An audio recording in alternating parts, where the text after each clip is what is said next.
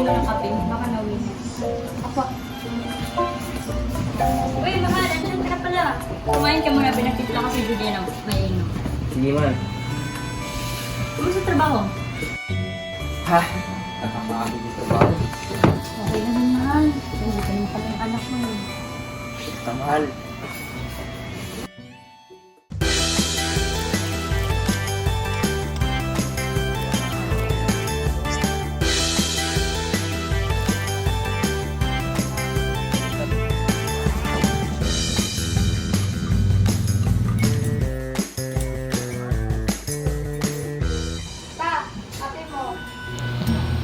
Masaya kaming pamilya.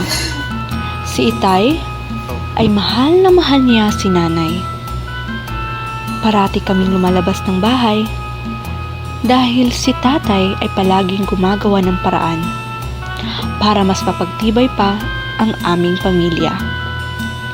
Isang masayang pamilya.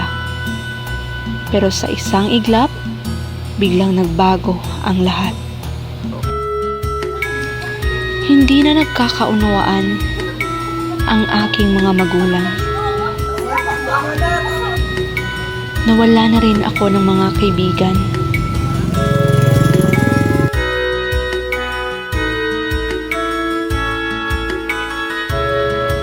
Napakabigat ng aking damdamin.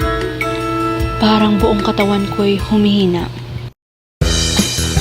Pero dahil sa kape na paborito ng pamilya, ay mas natutuhan kong maging malakas para sa aking mga pangarap. Dahil ito ang Kopiko Black, kape na nagbibigay ng lakas. Ano pang hinihintay mo? I-Kopiko Black mo na yan!